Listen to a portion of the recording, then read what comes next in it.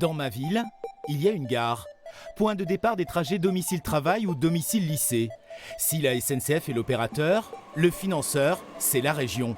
Auvergne-Rhône-Alpes consacre un tiers de son budget au transport, soit plus d'1 milliard d'euros chaque année, pour acheminer notamment les quelques 200 000 voyageurs quotidiens en TER. Le train, pour moi, c'est royal, quoi. Si je suis venue habiter à Villars-les-Dombes, c'est parce que j'ai un train pour aller travailler. Ce que je demande, moi, à la SNCF, plus de trains et des trains à l'heure. C'est tout ce que je leur demande. Par contre, question qualité ou quoi que ce soit, il n'y a pas à se plaindre, c'est très bien, voilà. Dans les petites gares, la colère gronde parfois.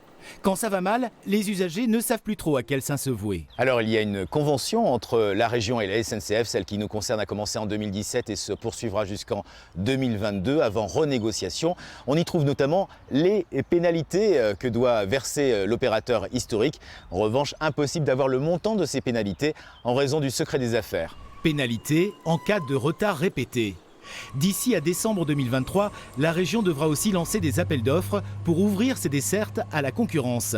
La région finance également les navettes interurbaines, des maillons entre territoires ruraux. Il n'y a pas de train, c'est juste la navette et je trouve que c'est bien.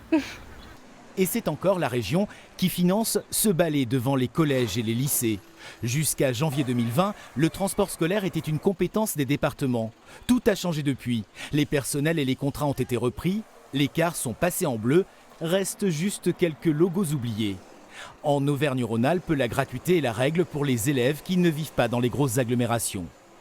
Les départements jouent encore un rôle dans les déplacements, pas le moindre finalement. La mobilité, c'est évidemment aussi les routes. 4500 km de voirie à entretenir pour le département de l'Ain par exemple, soit un budget d'à peu près 40 millions d'euros.